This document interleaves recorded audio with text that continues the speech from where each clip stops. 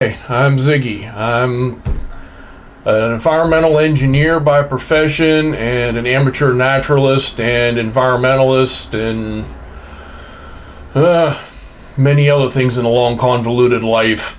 But I hope you like this video. If you do, please like and subscribe and share with a friend or two. Thanks. Okay, recording another little quick one today. Wanted to talk a little bit about cryptozoology and why it shouldn't be sidelined the way it is. It's a very serious field. They discover new things all the time. Most of them are small. Some of them are discovered through DNA, basically finding cryptid species that were hiding within another species, or, you know, something that was thought to be one species is found out by DNA evidence to be more than one species. A good example of that is the gray tree frog. There are two species of gray tree frog, the gray tree frog and the Cope's gray tree frog. Visually, they are pretty much identical, so it was always thought of as one species. They say that you can tell them apart because one calls at a slower rate at the same temperature. Temperature affects the speed of their trill or their call as well. So at the same temperature, one trills a little faster than the other one. I think they sound a lot like the first push button phones ringing. If anybody else is old enough to remember the old phones from the 70s and 80s that people hung on their wall and had the little push button dial. But any rate, you know, through DNA testing, they discovered that one has twice as many chromosomes as the other one. They cannot interbreed. However, they look basically the same and function basically the same as their role in the environment. So you would say that's kind of convergent evolution. They kind of became the same, kind of like some marsupials developed into things that look much like other placental mammals on other continents, and because they fill a similar role, they have the same sort of body style, coloring, etc.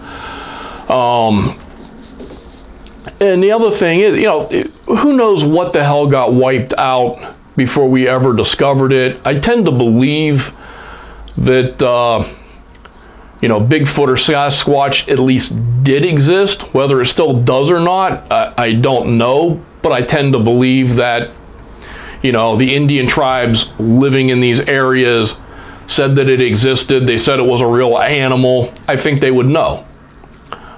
Could have got wiped out by some of the same communicable diseases that Europeans brought over here that affected the Indians themselves. Who knows? Just don't know enough to say it never existed.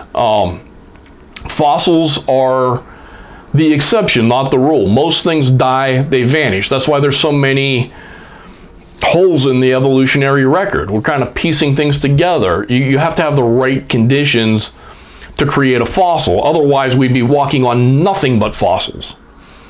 And one of the other arguments that, you know, well, you know, if something that big died, you know, we'd find carcasses or bones. That's kind of bullshit too. I mean, deer drop their antlers every year. We'd be up to our eyeballs in deer antlers if they didn't deteriorate. Actually, what happens with deer antlers and most bones is rodents and other animals just gnaw them away to nothing to get calcium. You know, deer antlers, if you find them in the summer, they're just little chewed up nubs. They rarely last a year. So something in a remote area dying and turning into bones, yeah, the bones tend, you know, scavengers tend to scatter the bones. Rodents tend to gnaw on the bones and make them disappear. It all gets consumed. It all goes away. That's normal. Something lasting and being fossilized is not normal. It's the exception to the rule. If there's a huge abundance of something, one or two of them ending up being preserved or fossilized or whatever, you know, tends to happen. But something that's rare to begin with, you know, might not appear. And something that maybe another hominid species, might have been susceptible to smallpox, might have been wiped out before a white man got there.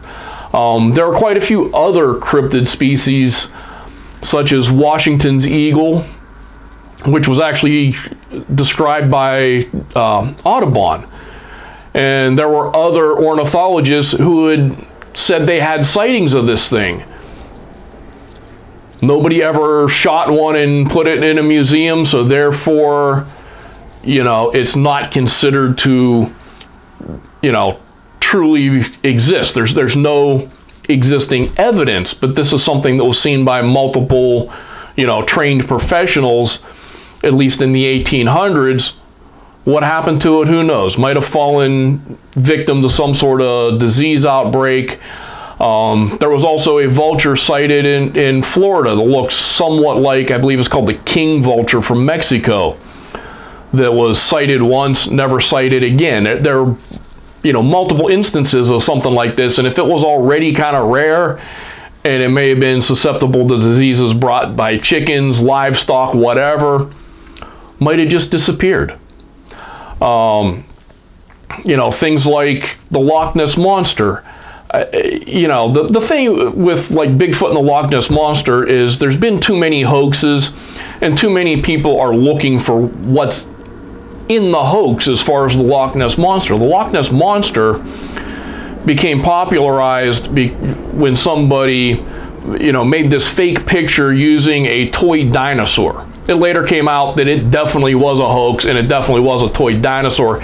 He zoomed in to the point where you had nothing for scale, and you could say it's 100 feet long.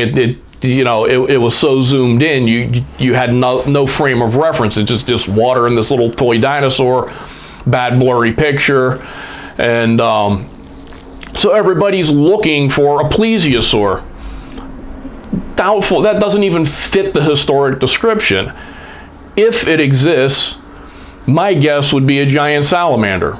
Something like the giant salamanders of China and Japan, and also the hellbender found here in the United States. It's probably something not much bigger than the giant salamanders, which get about 6 feet long over there in Asia. You might have something, maybe it's 9-10 feet long. It's something big enough that somebody recognizes it as being big. They said the 30-foot length thing kind of came up in the 60s and 70s. So, after this hoax, the dinosaur look came up after the hoax. But the reason why I think giant salamanders, it's something that can breathe air, can even come on land, never needs to breathe air under normal circumstances or come on land in its lifetime.